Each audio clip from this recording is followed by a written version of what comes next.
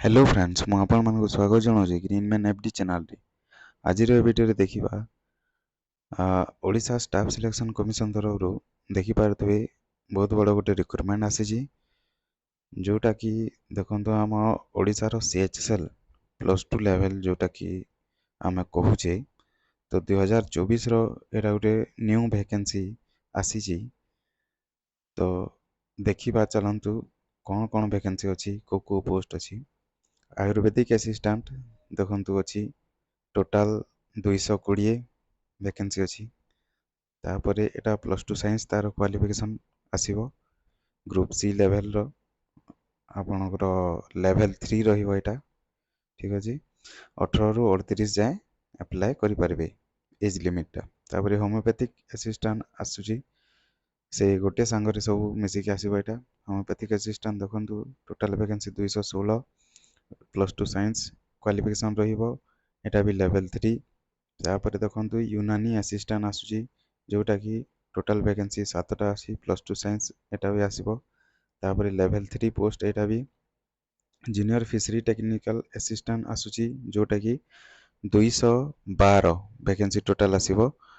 तापर देखंतु एटा +2 vocational fishery मागिबो। ठीक अछि किंबा +2 साइंस एटा लेवल 3 पोस्ट। तापर देखंतु caretaker under Gopabandhu academy administration एटा टोटाल वैकेंसी अछि 2टा +2 लेवल एटा क्वालिफिकेशन एटा किंतु group B post level 9।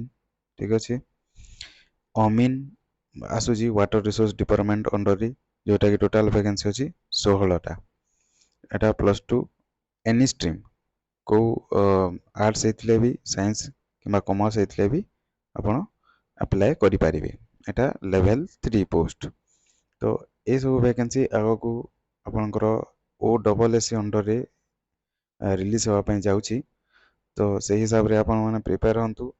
Ayurvedic assistant homeopathic assistant पूर्वर भी बाहरी थिला बोध हुए 20 ना 19 रे बोधे बाहरी थिला मोर टिके तो मन पड़ने। तो से हिसाब रे आपण से प्रीवियस ईयर क्वेश्चन को देखि भल भाव प्रिपेयर हंतु को लेवल रो क्वेश्चन आसुची को टॉपिक रो बेसी आसुची तार जोटा साइंस पेपर थिला टिके डिफिकल्ट पेपर आसीथिला प्रीवियस ईयर रो। तो से हिसाब रे आपण माने प्रिपेयर हंतु जेमिति भल भाव रे ए वैकेंसी को जेमिति आपण माने क्लिक करिवे से हिसाब रे प्रिपेयर हंतु। Thank you.